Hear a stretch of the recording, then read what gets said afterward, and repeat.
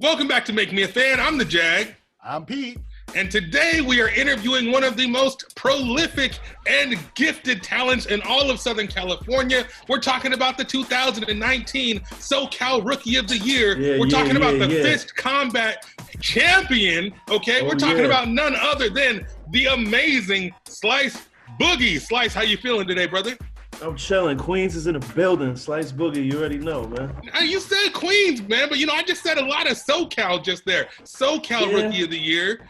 So I'm the name of the interview series is SoCal's Finest. How you feeling about repping all this SoCal, bro, when you're from Queens? I mean, I'm from Queens, but I made it happen here, Like, LeBron is on the Lakers. He didn't grow up in L.A., you know what I'm saying?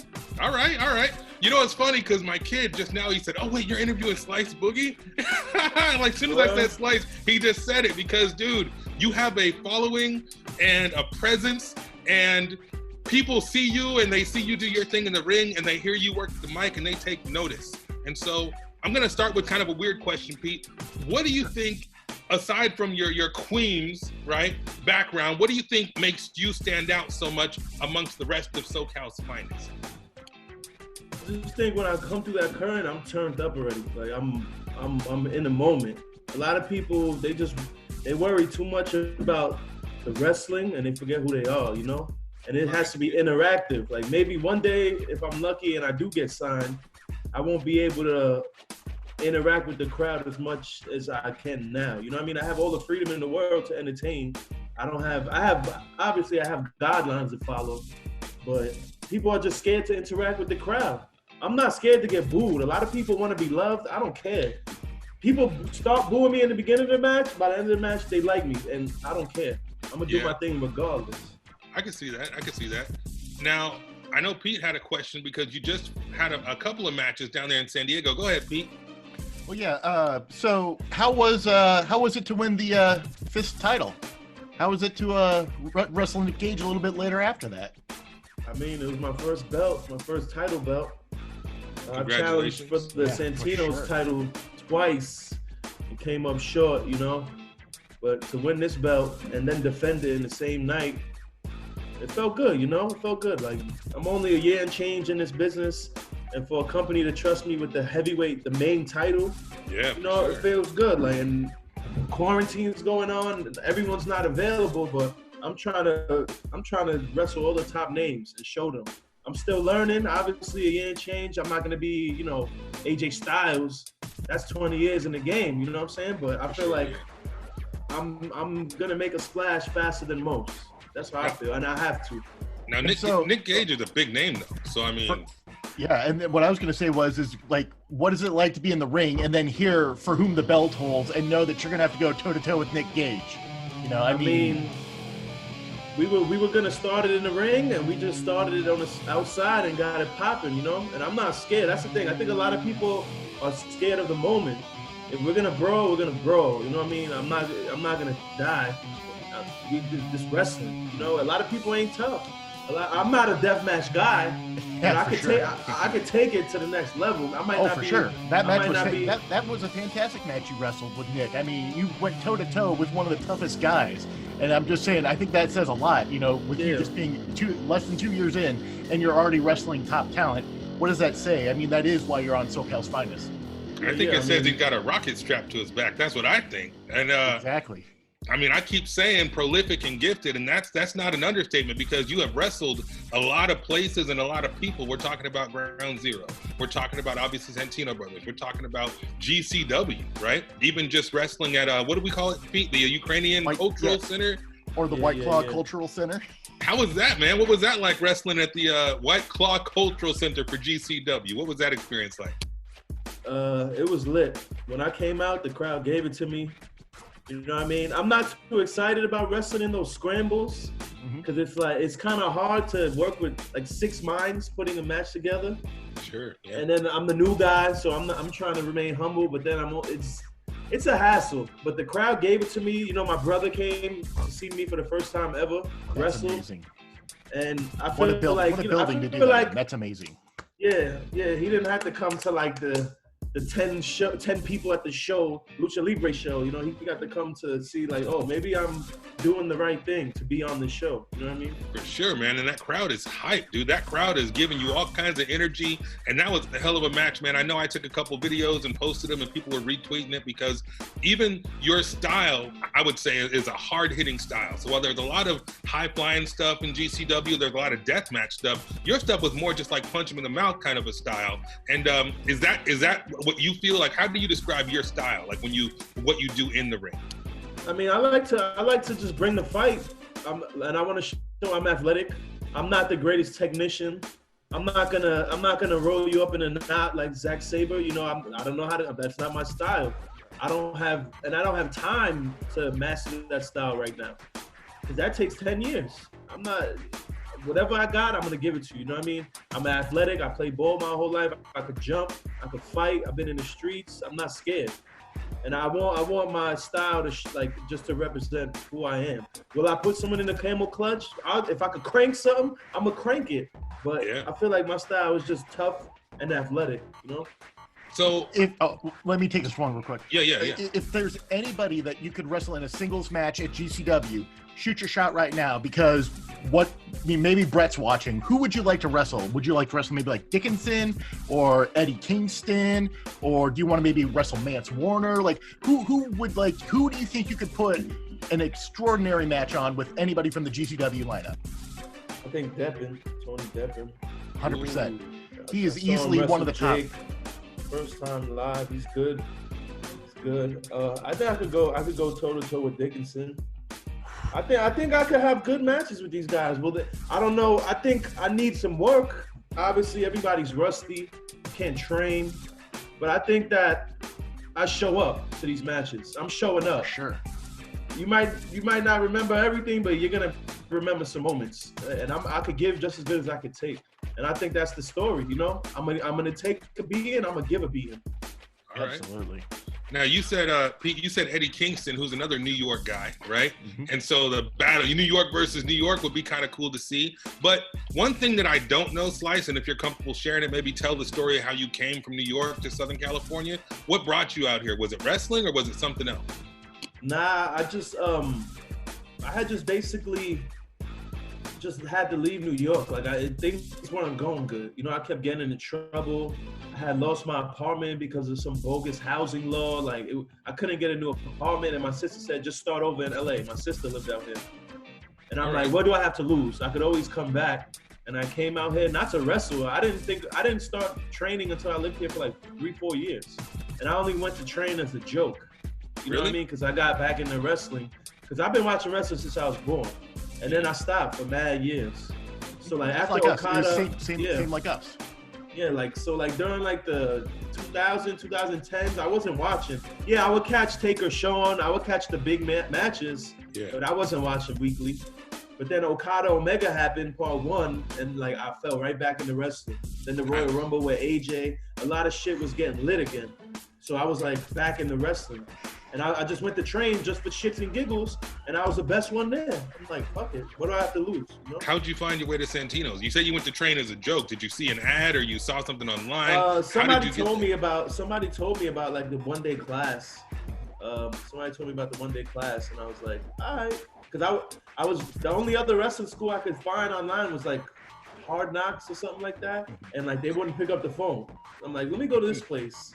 And then it was the best decision I could make. Hell yeah. Now, we asked this question of everybody, so I got to ask you, because you said you took a break from wrestling and then you came back. I always ask, what match made you want to be a wrestler? Was there any particular match that made you say, I can do that, or hell yeah, that's for me? I can't say any match, because I really didn't think, because I've been wrestling kids outside, in the projects, having fake matches when I was 8, you know?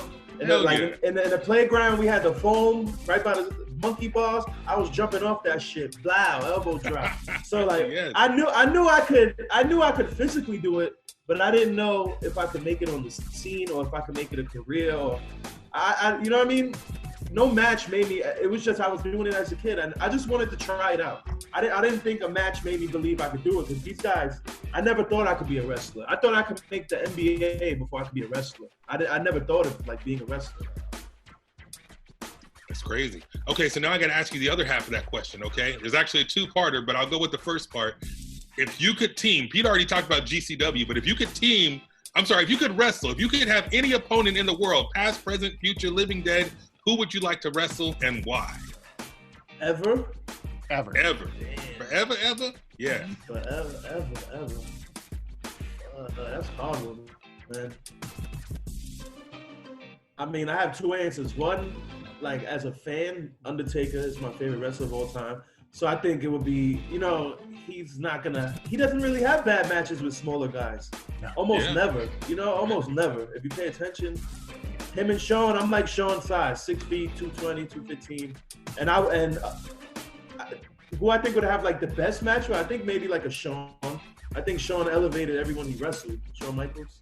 Most definitely. I was at WrestleMania 26. Who do you wrestle? 26. That's when when Undertaker beat Shawn Michaels. The second match? Yeah, the second. Was that second 26 time. or 29? 26. 26. Yeah. That was the most amazing match I'd ever seen in my life, and I've been to a ton of stuff and seen 5-star matches and stuff. That was unreal. That might be the best match ever to me. The first one, and the second one is right there. Yeah. All right, so here's question number 2, or the second part of that question. If you could tag team partner, if you could have any partner in the world, living, dead, past, present, future, any promotion, who would it be and why? Tag team. See, I haven't really gotten my chemistry and my flow right as a tag team wrestler. It's a whole different ball game. For sure. People who are really good at tag teams can't really wrestle singles sometimes, and then people who are good at singles can't really wrestle tag teams. I can't really think of anyone offhand. I mean, I've always thought that me and Rob Van Dam would be a good tag team. All right, yeah. Rob Van Dam is like one in my top 5. And I feel like he almost revolutionized wrestling. The shit he was most definitely, yeah. The shit he was doing, and him and like Tuco Scorpio, those guys are like next level. They could wrestle. Their style is copied today. Oh yeah, no, I was gonna say mid-90s ECW for sure. Yeah. I'm an ECW baby. I was watching that shit 2 a.m. on MSG network. Like we had that on MSG, Madison Square Garden channel. I was staying up late, getting in trouble, trying to go to church after 2 hours of sleep. But I got to see Rob Van Dam jump over the ring, front flip into the crowd, Yeah, man. So good. I think it feels like a lot of people today in the indies and AEW are doing a Rob Van Dam impression. They want to do a lot of the stuff that he did and create some of those holy crap moments that he created. And some are successful, some maybe not so much. But Rob Van Dam most definitely revolutionized the wrestling game and influenced a lot of people. So that's a hell of a tag team partner right there. Pete, you got any more questions? So we've talked a lot about Southern California wrestling, but you debuted at West Coast Pro. How do you like Northern California as opposed to like Southern California? I like West Coast Pro, man. I was supposed to wrestle in a 3-way with Snap Tresario and JR Kratos, but this was when the fires were happening, like all around LA. So it took us 10 hours to get there. So I couldn't make the match. But from what I like that crowd, man. That crowd is. I think West Coast Pro is onto something. They're trying to sign all the hot acts, trying to put together good cards, good wrestling. They always have these good matchups. And sure. I haven't been able to get the premier one-on-one match that I want. They put me in a couple gauntlets. I might have had one singles there, but I'm ready to show them that I have way more in the tank. Like I haven't shown everything I could do. I'm just giving everybody a little taste until the stakes get higher. That's when I'm gonna show out even more. And of course, there's also Gua Up in the San Francisco area as well, that they usually run a show either before or after when West Coast Pro does a show. And you'd be great with that crowd. It's kind of very much like a West Coast GCW. Kevin Gill does the commentary for it. It's a really, really cool show that's shot in a really unique bar. So eventually when this all comes back, hopefully we can get you up to It's a ring or no ring? They have a ring? It's a ring. They have a ring. Oh, okay. Yeah. You thinking suburban fights, huh? Because you've been there too. I'll do the street fight too. I'm with whatever. Those are like the most fun matches I have in the bar. Oh yeah. So I'm gonna ask you a couple of crazy offhand questions. All right, like you made a video. I think when the whole lockdown thing first started about keeping in shape, and you had some ice cream and some Hennessey and some other things. Hennessey is a big part of the Slice Boogie mystique.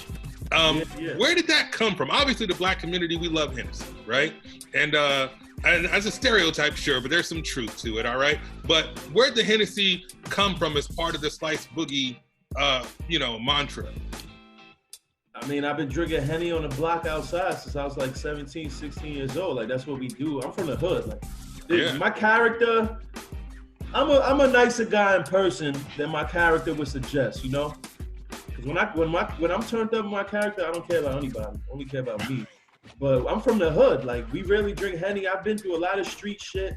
And I have freedom to express myself, you know? If I'm gonna bring the Henny out and spit it in someone's face and the promoter tells me I'm allowed to do it, hell yeah. I'm gonna drink Henny during my match if it's gonna power me up. Hey, how many times have someone drink Henny and knocked 3 people out or fought somebody that they might not have beat if they were sober? Countless, bro. Countless. Like the Henny might make you Superman, and that might be my thing. You know, I'm not gonna hulk up. I'm gonna drink Henny. I'm gonna turn up. Yeah. That's my like. I don't know, man. That's my like senzu bean, you know? Oh man, Dragon Ball reference. I love it. All right. Yeah. You referenced the hood. You referenced coming from the hood, living in the projects, whatever. We're in a societal kind of reawakening of what it means to be black in America, what it means to come from nothing, what it means to have injustice. And I feel like there's a lot of people right now speaking out on that, a lot of people talking about it, but I haven't had a chance to really sit down and talk with other black wrestlers. So what do you think, or how do you feel about what's happening in the world right now in terms of wrestling? We're seeing a lot of support from people, our fellow brothers and sisters from Santino's, people all over the country. But as a wrestler, has anything changed for you, or have you experienced anything you want to share, or is it just all love?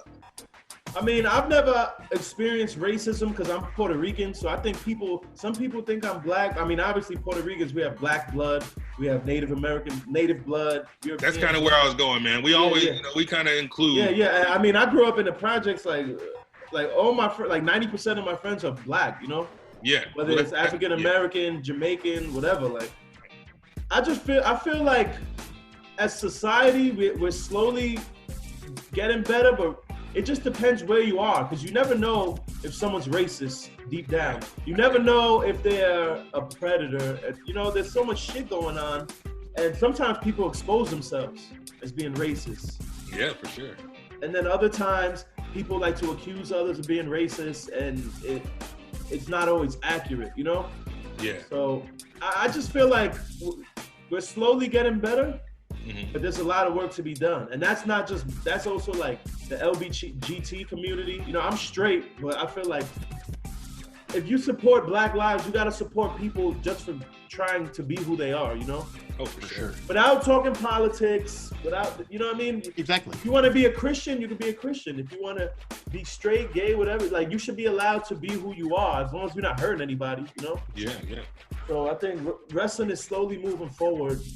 Whereas like in the 80s, I'm sure if you tried to be a gay wrestler, or a lot of black wrestlers were blackballed, that's why like when Ron Simmons won the WCW title, it was a big deal.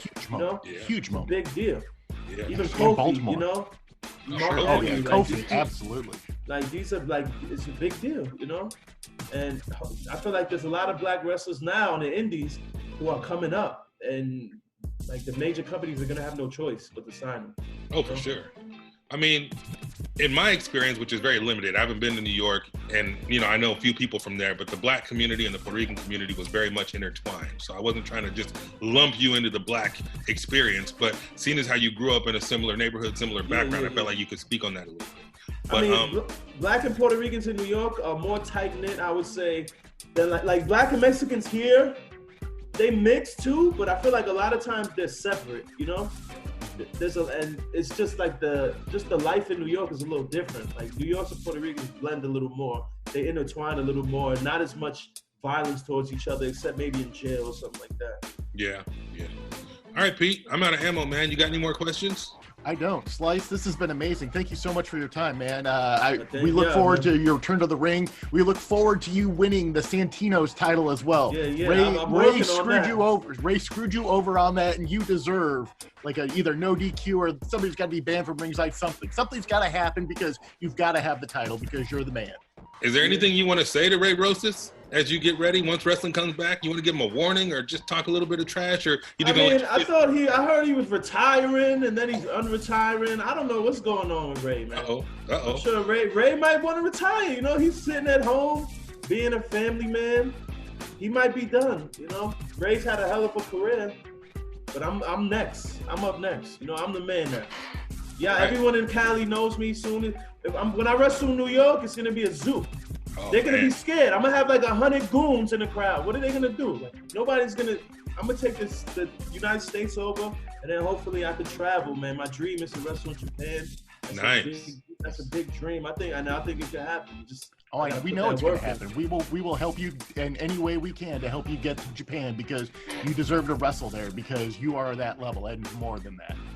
Oh yeah, man. Most definitely. We appreciate you. We think you're awesome. We support you. And I'm just going to say it like this. Santino Brothers in the house because Santino's is amazing. I'm always repping. Always, man. You put in the work. We keep the dreams alive. We do what we got to do and get to that next level. So thank you for joining us, Slice. Thank you for watching this, the people at home. This guy is one of SoCal's finest, even if he is from Queens, all right? So get your Henny, right? A toast to my man, and keep your eyes open because Slice Boogie is up next. So that's going to do it for today's SoCal's finest interview and Encyclopedia. We will see you next time. Take care.